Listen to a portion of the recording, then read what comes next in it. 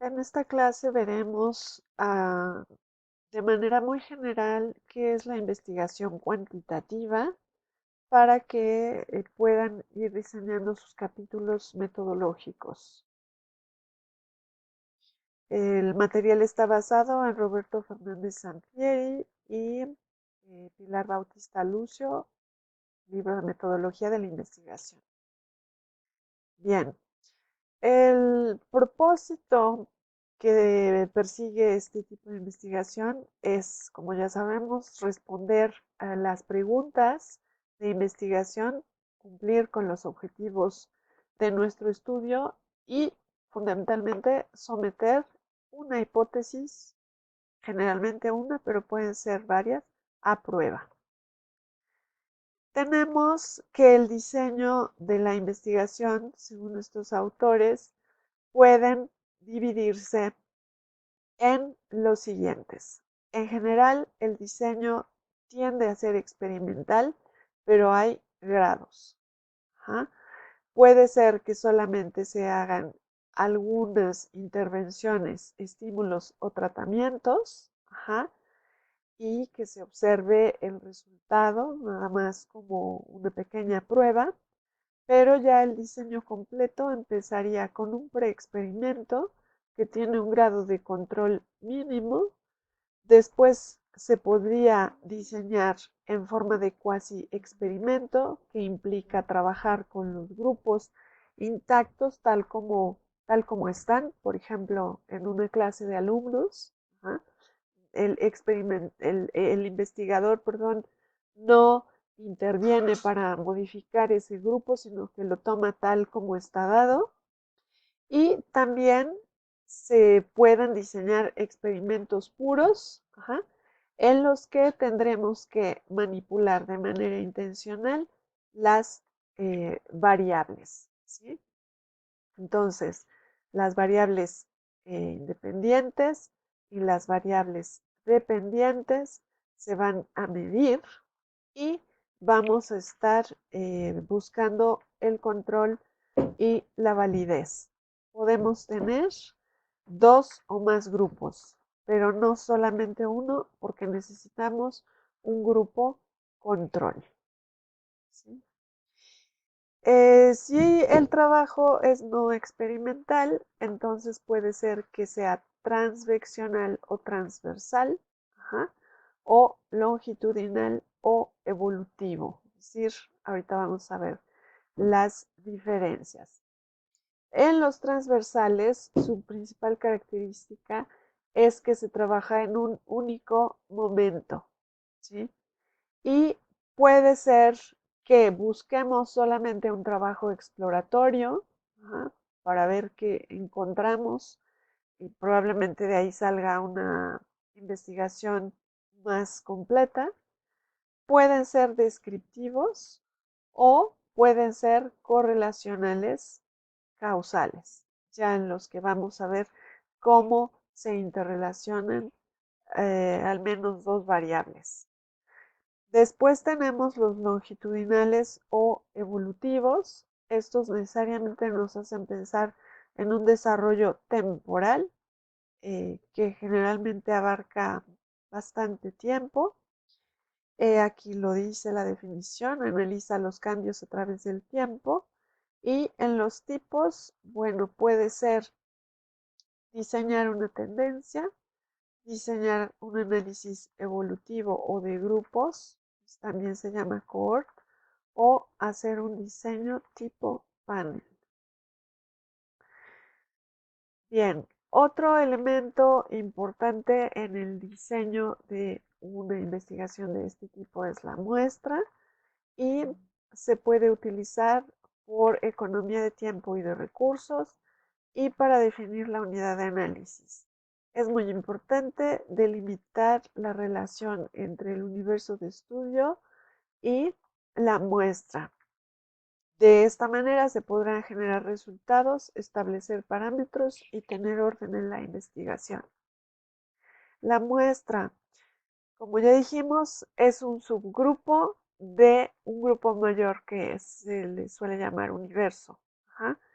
Si yo estoy haciendo una muestra probabilística, entonces necesito definir el tamaño de la muestra, seleccionar los elementos muestrales, ajá, y para ello hay procedimientos que van desde el listado o marco muestral, ajá, hasta muestras de tipo aleatorio, simple, estratificada o por racimos. Estos ya serían los tipos de muestra, ¿sí?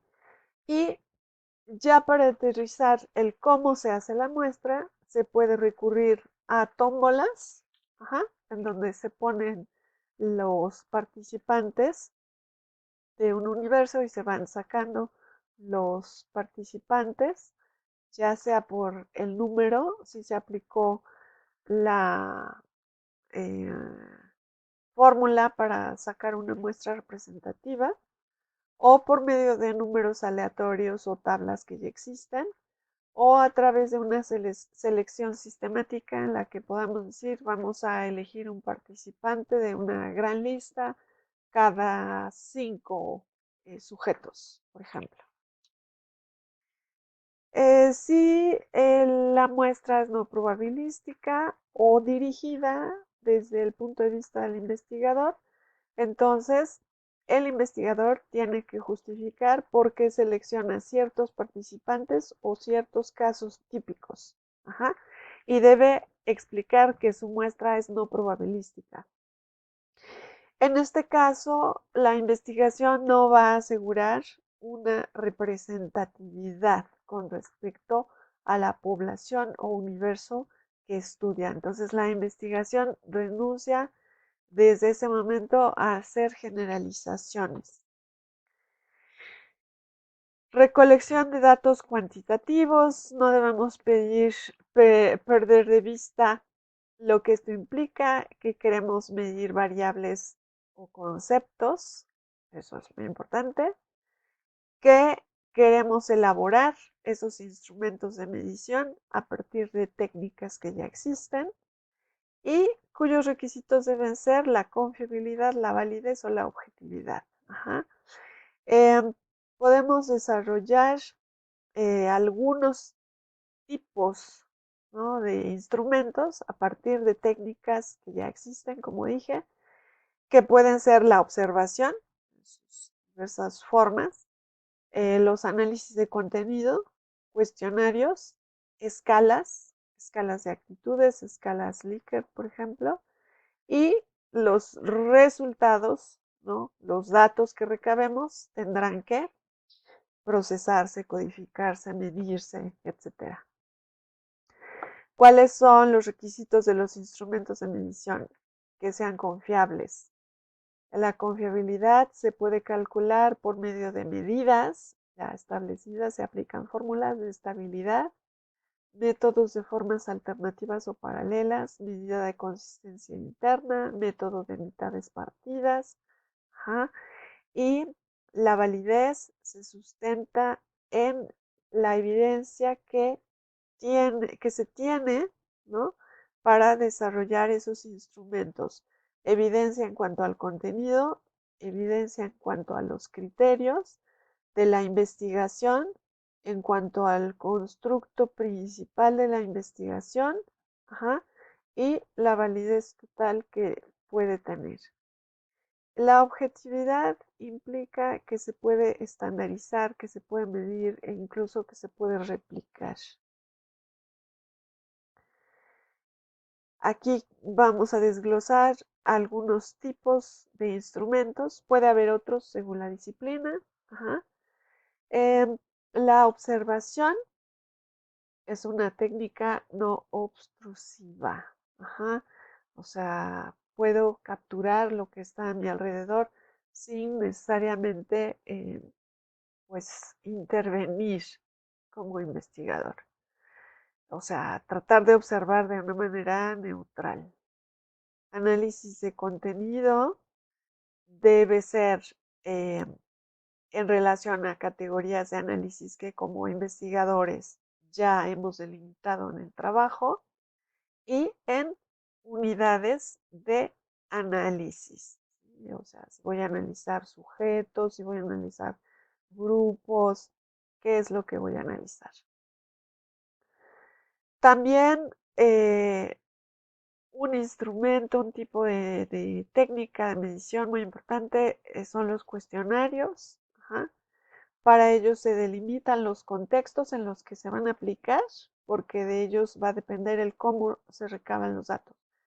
Una entrevista, por ejemplo, sea personal, sea por teléfono, sea a través de las nuevas tecnologías, ajá, sea eh, autoadministrado, o sea, en el lugar donde se acuerde, ¿no?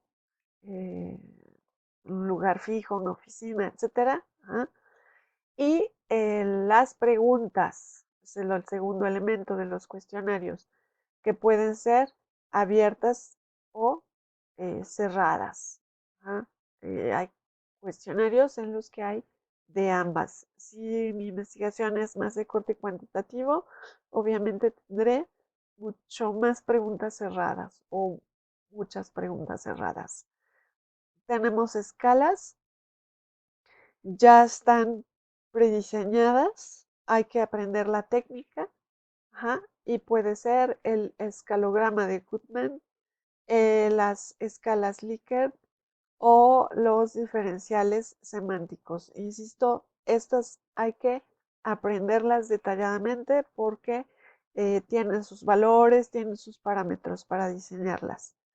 Y ya que recabamos los datos con todo esto, entonces al obtener las respuestas tenemos que codificarlas, tenemos que describirlas y empezar a hallar sus constantes.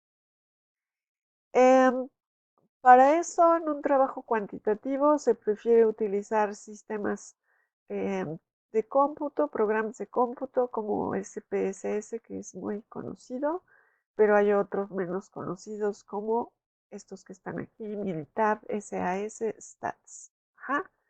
Se requiere hacer una matriz de datos, ¿sí? Ya sea una tabla, una sistematización, por ejemplo, en Excel, etcétera, para después poder pasar a la estadística, ¿sí?